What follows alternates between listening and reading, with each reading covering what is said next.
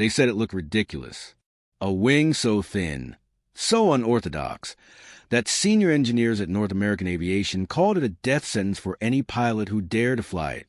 Even the British, desperate for a fast fighter, were skeptical. It'll never work, they said. And yet, that very ridiculous wing would become the secret that let the P-51 Mustang slice through the sky faster, higher, and farther than anything the Axis power could throw at it. It's hard to believe, but the design that changed the course of aerial warfare came not from a battle-hardened engineer or a decorated pilot, but from a student, a young man whose work was dismissed by professors, ignored by the industry, and shelved as theory, until war forced the world to listen.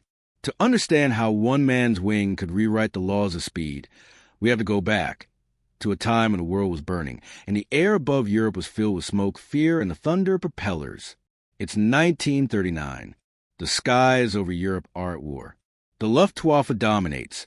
Sleek Messerschmitts and deadly Focke-Wulfs rip across the clouds, cutting down anything slower, less maneuverable, or less efficient.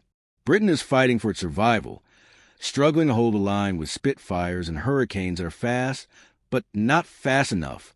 Every mission across the Channel bleeds pilots and fuel. Every engagement shows one painful truth. Whoever masters the sky wins the war. Meanwhile, across the Atlantic, in a quiet corner of California, engineers at North American Aviation are busy building trainers and experimental planes. They're good, but not extraordinary. Then the British Purchasing Commission arrives, desperate for new aircraft to replace their losses. They ask North American to produce the American-built Curtiss P-40 Warhawk, a decent fighter, but already outdated.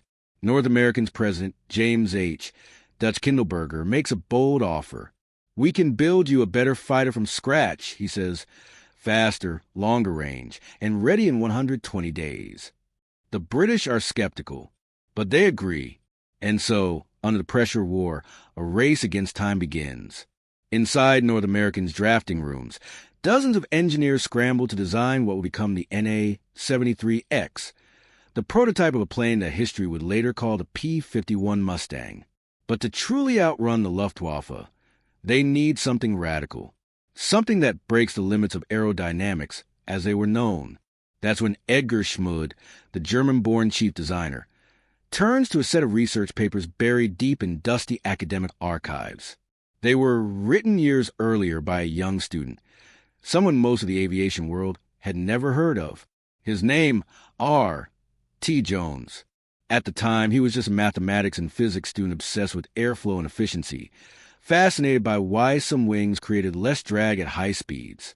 His ideas were strange, controversial. He spoke of laminar-flow, smooth, uninterrupted air sliding along the wing's surface instead of breaking into turbulence. To most, it sounded like fantasy. No one had ever built a wing that could make it work. But Schmid saw something the others didn't. If this laminar flow concept was real, it could mean the difference between life and death in combat. So, North American's team decided to take the risk. They'd shaped the Mustang's wings around Jones's untested, ridiculous theory, even if no one was sure it would fly. It wasn't just about the wing's shape. It was about precision. Every curve, every millimeter mattered. The Mustang's wings would be thinner than any fighter before it. So thin that fuel tanks had to be redesigned, so the landing gear could barely fit inside. But the reward? If the airflow stayed smooth, the drag would drop dramatically, meaning more speed, more range, more power for the same engine. When the prototype rolled out of hangar on September 9th, 1940, it didn't look like any other American fighter. Its long, smooth nose, its gleaming wings with almost no bulge or ripple. It looked sleek, almost fragile, and to many, it looked like failure waiting to happen. Test pilot Vance Breeze climbed into the cockpit. Mechanics stood back. The engine roared to life. And then, the Mustang took off. It didn't just fly. It soared. The engineers watched in disbelief as the plane sliced through the air smoother than anything they'd ever seen. It climbed like a Spitfire, cruised faster than a Hurricane, and responded like it was alive. It was as if the sky itself had less resistance. But despite the promising results, the U.S. Army Air Corps wasn't interested. They had their own projects, their own priorities. So, the Mustang went first to British, who armed it with their Allison engines and sent it to the front lines. At low altitude, it was blisteringly fast. But above 15,000 feet, it struggled. The secret wing worked, but the engine choked. Still, something about the Mustang caught every pilot's eye. It felt lighter, quieter. You could sense, even at high speeds, that the aircraft wasn't fighting the air, it was slipping through it. And the pilots who flew it began to whisper, this could be something special. As the war dragged on, the Allies needed a long-range escort fighter. Their bombers were being slaughtered over Germany, too far for Spitfires to reach. If they could find a plane fast enough, with a range to cross Europe and back, they could strike at the heart of the Reich. So, a British officer made a daring suggestion. Why not fit the Mustang with the Rolls-Royce Merlin engine? It was a gamble, marrying British engineering to American innovation. But when the modified P-51 roared into the air over Farnborough, the world changed overnight. At last, the Mustang's ridiculous wing had found its perfect partner. Together, they unleashed something no one could match, a fighter that climbed faster than a Spitfire, cruised longer than a Lightning, and dove like a bullet. It could escort bombers to Berlin and back without refueling. The students' rejected idea had just rewritten the future of flight, but few knew the name of the man behind it.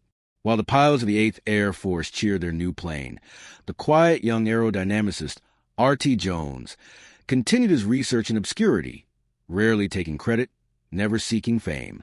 Yet his laminar flow theory would go on to influence not just the Mustang, but the entire future of aviation. And as the P-51s began to fill the skies over Europe, the German aces began to notice something chilling. Their Me-109s and FW-190s couldn't outrun them, couldn't outclimb them, couldn't even disengage. The Mustang was faster, smoother, and relentless. It hunted them down across the continent. What had once been dismissed as a student's fantasy was now the most feared machine in the air. But how exactly did this laminar flow design work? And why did it succeed when so many others had failed? The answers lie not in combat, but in the invisible science of airflow itself. The secret behind the Mustang's uncanny speed wasn't magic. It was physics, precision, and a kind of aerodynamic daring no one had attempted before. To understand what made this plane different, you have to imagine the air itself as a living thing, invisible, powerful, and unforgiving. Every aircraft that flies must fight against it. Most wings cut through the air like a blade, but they leave behind swirling chaos. Turbulence, drag, wasted energy. At high speeds, that drag grows like a monster. It slows the aircraft, burns more fuel, and pushes the engine to its limits. R.T. Jones believed there was a way to tame that chaos, to make the air flow smoothly across a wing, without breaking into turbulence. He called it laminar flow. The idea was that if you could keep the airflow attached and stable for longer, the wing would generate lift more efficiently and with far less drag. It was, in theory, the key to higher speeds with the same power. But the challenge was immense. Every rivet, every dent, every tiny imperfection on the surface of a wing could destroy laminar flow. It was like trying to skate on a sheet of glass. One scratch, and the balance was gone. Most engineers dismissed the idea as impossible to maintain in real combat. Wartime planes got dirty. They took hits, collected insects, dust, oil, all of which could ruin the effect. Yet North American's team decided to try anyway. They built the Mustang's wing to be almost unnaturally smooth, a masterpiece of precision, flush riveted, and polished to near perfection. Its shape was so thin and sharp that it seemed fragile, but that was its power. The Mustang's wing was designed with its thickest point further back than normal, nearly halfway along the chord line, instead of near the front. That subtle shift made all the difference. It delayed the point where the airflow separated, reducing pressure drag dramatically. To a pilot, it meant something extraordinary. Speed that didn't come with the usual roar or struggle. The Mustang cut through the air like silk, conserving fuel while other planes fought resistance. When the Rolls-Royce Merlin engine was paired with this wing, it was as if someone had strapped a jet to a bird. The P-51 could now climb past 40,000 feet, cruise over 400 miles per hour, and escort bombers all the way to Berlin and back again. Its range more than doubled that of the Spitfire. For the first time, the Allies could strike deep into Nazi territory and still bring their crews home alive. To the German pilots, it was a nightmare. They used to wait for the bombers to reach the limits of their escort fighters, where they could strike freely. But now, when they dived from the sun expecting easy prey, the Mustangs were there waiting for them. Fast, patient, deadly. They could chase down the fastest Mi-109s in a climb, or dive faster than a Focke-Wulf 190. There was no safe altitude anymore. Luftwaffe ace Adolf Galland later said, "When I saw Mustangs over Berlin, I knew the war was lost." It wasn't bravado, it was realization. The Allies had finally built a fighter that could do everything, and at the heart of it was a theory born on a student's drawing board. But while pilots saw the results, engineers and scientists were still trying to understand how exactly this miracle of efficiency worked. Wind tunnel tests revealed something remarkable. The Mustang's laminar flow wing wasn't perfect. In fact, true laminar flow only covered a small portion of the surface in real flight conditions. Yet even that small improvement, just a few inches of smoother airflow, made an enormous difference. It reduced drag by nearly 1/5 compared to conventional wings. That fraction meant hundreds of extra miles of range and precious minutes of combat endurance. Every part of the Mustang's body complemented that aerodynamic philosophy. The radiator scoop beneath the fuselage wasn't just for cooling. It created a phenomenon called a merited effect, where heated air exiting the duct added a small amount of jet thrust. Combined with a laminar wing, it gave the aircraft a kind of silent efficiency that no other propeller fighter could match. The result was a machine that seemed to defy physics. Pilots often described it as effortless. You could pull into a climb and feel the plane rising like it wanted to go higher on its own. In dives, it stayed steady when others would shake or compress. And on long-range missions, its stability made a joy to fly even after hours in freezing air. But the Mustang story wasn't just about design brilliance. It was about timing. In 1943, the United States was losing bombers at an alarming rate. Thousands of airmen were dying over Germany because no fighter could fly far enough to protect them. Then came the P-51B, the first version fitted with the Merlin engine. When the first squadrons arrived in England, everything changed.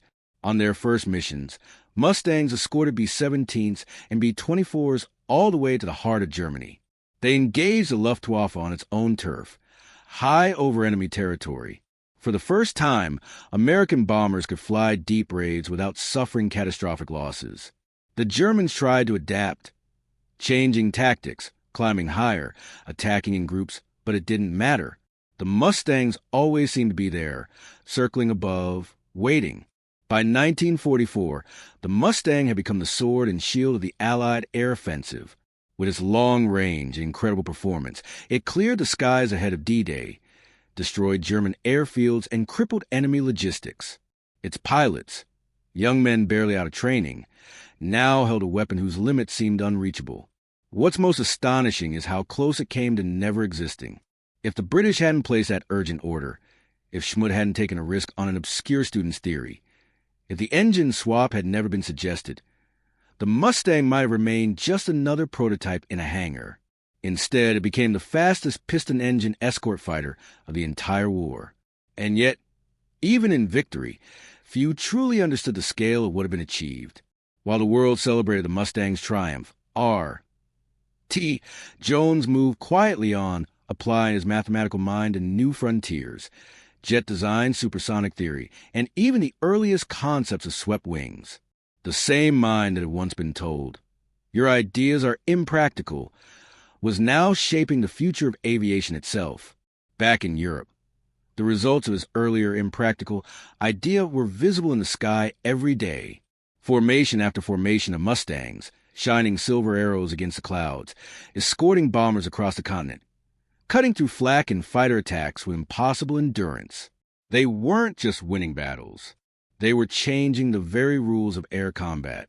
The Luftwaffe, once feared as unstoppable, began to fade. Fuel shortages, losses, and relentless pressure from the air crushed it beyond repair. And behind every victory, every mission that reached Berlin and back, there was that quiet revolution, a wing shape that once looked ridiculous, now proven unstoppable. But war is never kind to innovation. The skies that had once tested the Mustang soon gave way to something faster, colder, and louder, the jet age. And as the sound propellers faded, a question lingered. Had the Mustang reached the very limit of what a propeller-driven plane could do? The answer would come sooner than anyone expected. By early 1945, the skies over Europe no longer belonged to the Luftwaffe. They belonged to the men in the silver Mustangs.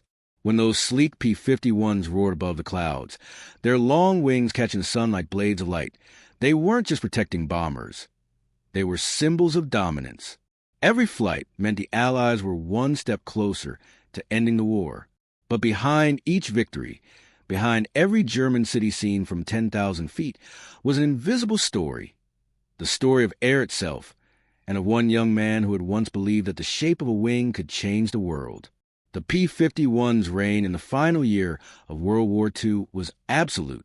It wasn't just a fighter, it was a guardian, escorting bombers deep into the heart of the Reich, sweeping ahead of invasion forces, chasing down jet-propelled Me-262s before they could reach speed.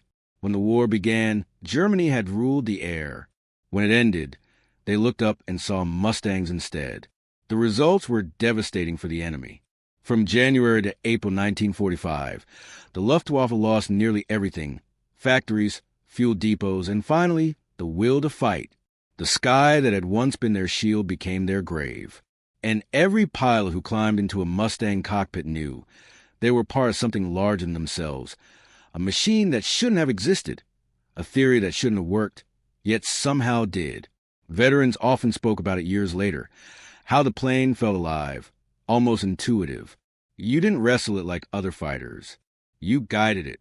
It was smooth, quiet, confident, like it knew what it was built to do. Pilots said the Mustang didn't save lives just by speed or firepower. It did it by giving them trust. They trusted it to get them home. And that trust was earned. By the end of the war, P-51s had destroyed nearly 5,000 enemy aircraft in the air, more than any other Allied fighter. Its kill ratio against the Luftwaffe was staggering. But perhaps its greatest victory wasn't in combat statistics. It was in what it represented. A perfect harmony of science and courage. Because that's what the Mustang truly was. The moment when mathematics met human instinct. A student's abstract equations about airflow became steel and rivets, wings and fire. It was proof that even in the chaos of war, ideas still mattered. That the quiet pursuit of knowledge could turn the tide of history. When peace returned, the world moved on. The engines fell silent. Rows of P-51s sat in boneyards, their silver skins dulled by sun and time. To most, they were relics, reminders of a war no one wanted to remember. But to those who understood, they were masterpieces of a lost art, the last and greatest of the propeller age. Then came the jets. The roar of the P-80 Shooting Star, the Me-262, the British Meteor, faster, sleeker, symbols of a new era. The world's attention shifted, and the secrets that made the Mustang so special seemed destined to fade into textbooks. But they didn't fade, because the laminar-flow principles behind its ridiculous wing became the foundation for the future. R. T. Jones's work, once dismissed, then quietly used, evolved into the science of swept wings, transonic stability, and supersonic flight. Without the Mustang, without that experiment in airflow, the jet age would have looked very different. And R. T. Jones? He continued his work at NACA, the National Advisory Committee for Aeronautics, which would one day become NASA. His theories shaped the wings of the jets and rockets that followed. His obsession with efficiency and smooth flow reached beyond the clouds, into space itself. He never became a household name, never sought fame, but his fingerprints are everywhere, on the wings of the F-86 Sabre, the X-planes, and even the first supersonic designs. The same man whose student paper was once marked as too theoretical helped define the way the world would fly for the next century. And yet, among pilots, it's still the Mustang that holds a magic. They say there's something about hearing that Merlin engine at full throttle, the deep, resonant growl that seems to vibrate through your bones. When a P-51 flies today at an air show, people don't just look up, they feel it. It's the sound of freedom, of engineering perfection, of the moment humanity learned to master the sky with elegance, not brute force. There's an image often shown in archives. A single Mustang escorting a formation of bombers through a sky split by sunlight and smoke. You can almost imagine what it felt like for the pilot. Cold air biting through his mask, the vibration of the Merlin under his boots, the clouds breaking ahead like waves. He looks down at the earth, scarred, burning, but still alive. And he realizes in that silent moment between missions that his plane, this impossible machine, is carrying not just him, but hope. It's easy, decades later, to see the Mustang as just another weapon of war. But in truth, it was something greater, a bridge. It connected the age of wood and canvas biplanes to the era of jets and rockets. It proved that innovation could rise from anywhere, even from the mind of a student with a wild idea and a stubborn belief that air could be persuaded, not fought. The laminar-flow wing, that ridiculous shape drawn in quiet defiance of convention, had done what few inventions ever do. It changed both science and destiny. As the years passed, many of the men who flew the Mustang grew old. Some kept photographs, black and white prints of themselves beside the gleaming plane that carried them home. Others kept a fragment, a small piece of metal, a rivet, a patch of wing skin, like a relic from another lifetime. To them, it wasn't just aluminum and fuel. It was a friend, a silent, loyal companion that had lifted them through fire and fear into the endless blue. And somewhere in that thin, invisible space between wind and wing, between risk and reason, Jones's spirit still lingers in every aircraft that dares to fly farther, faster, smoother than it should. He may not have stood in cockpits or seen combat, but his discovery, born in quiet study and almost lost to disbelief, gave thousands of others a chance to live, to return, to see peace again. The P-51 Mustang didn't just outrun its enemies. It outran time itself. And the secret behind it wasn't power or armor or luck. It was an idea, fragile, unlikely, and brilliant, born from a student's dream that the sky could be conquered not by force, but by understanding. Because in the end, the greatest weapons are not made of metal. They're made of vision,